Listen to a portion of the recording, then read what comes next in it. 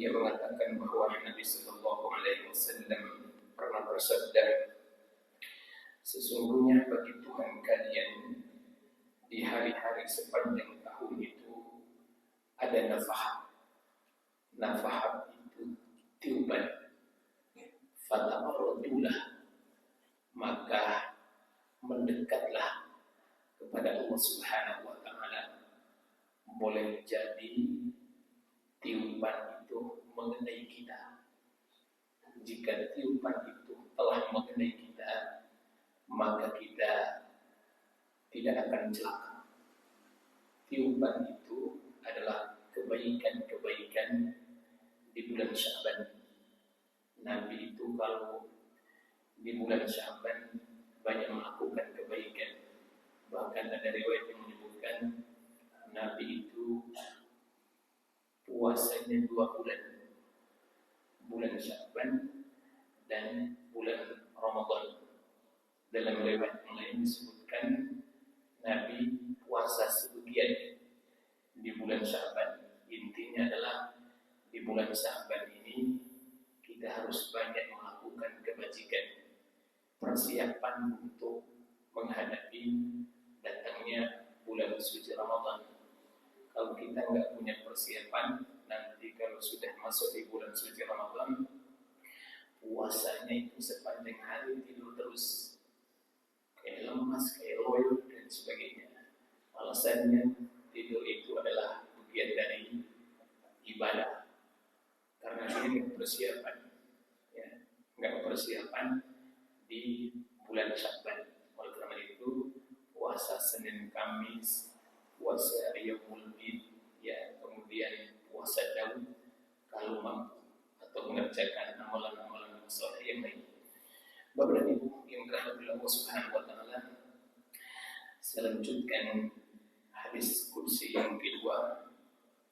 Redaksi hadisnya saya tidak bacakan karena terlalu panjang, ya. Bisa aja 5 menit mungkin bacanya, tapi saya mengambil faedahnya. Dalam hadis itu disebutkan yang pertama adalah agama Islam itu akan terus tersebar. Disebutkan dalam hadis di atas, inna ummati sayablughu mulkuha ma zuyadi minha.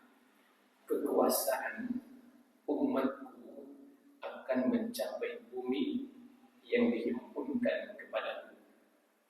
Bapak dan Ibu yang dirahmati Allah Subhanahu wa taala, penyebaran Islam itu secara besar-besaran, ya, penyebaran Islam itu secara besar-besaran dimulai pada masa pemerintahan Umar bin Khattab, dan Islam itu akan tersebar kemana-mana, dan banyak orang di luar Islam itu akan memeluk agama Islam.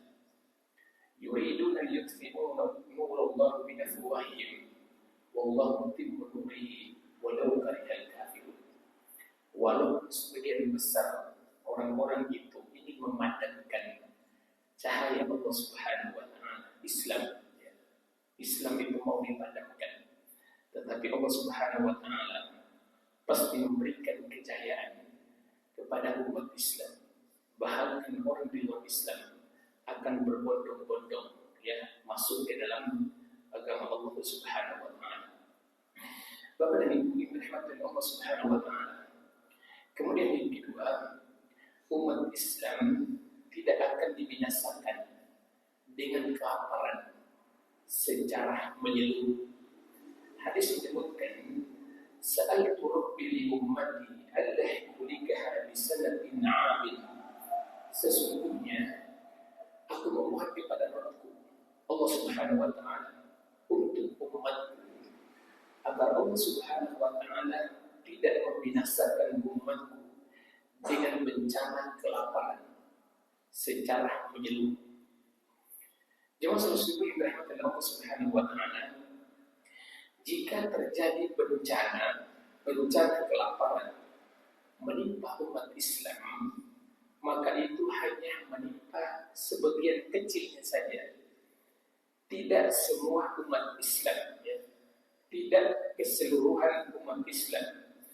Bahkan kata Nabi Sallallahu Alaihi Wasallam, bukankah kefakiran yang ditakutkan oleh Rasulullah Muhammad Sallallahu Alaihi Wasallam akan menimpa umat ini, akan tetapi yang ditakutkan oleh Rasulullah Sallallahu Alaihi Wasallam adalah ketika dibentangkan dunia ini sehingga manusia itu berlomba-lomba untuk memperebutkan dunia itu. Maka Rasulullah Sallallahu Alaihi Wasallam pernah bersabda, "Fawallah, demi Allah Subhanahu Wa Taala, bukanlah kefakiran yang lebih aku takutkan menimpa kalian, akan tetapi yang aku takutkan atas kalian jika dunia dibentangkan kepada kalian sebagaimana telah dibentangkan kepada orang-orang sebelum kalian, sehingga kalian akan berlomba-lomba untuk mendapatkannya." Bapak dan Ibu yang dirahmati Allah Subhanahu Wa Taala, mencari kehidupan dunia itu diperbolehkan, ya, mencari kehidupan dunia itu diperbolehkan, tapi jangan sampai kehidupan dunia itu melalaikan kita dari mengingat Allah Subhanahu Wa Taala. Ya ayyuhalladzina amanu idza nudiya lis-salati min yaumil jumu'ah fas'au ila dzikrillahi wa dharul bay', dzalikum khairul lakum in kuntum ta'lamun. Fa idza qudiyatis salatu fantashiru fil ardi wabtaghu min fadlillah. Kalau sampean itu diseru untuk melaksanakan sholat Jumat, datang sholat Jumat. Setelah selesai sholat Jumat, bertebarlah di permukaan bumi untuk mencari sebagian rezeki yang Allah Subhanahu Wa Taala bentangkan kepada kita. Tapi ingat Allah Subhanahu Wa Taala dengan sebanyak-banyaknya. Jemaah subuh yang dirahmati Allah Subhanahu Wa Taala, mungkin itu yang dapat saya sampaikan.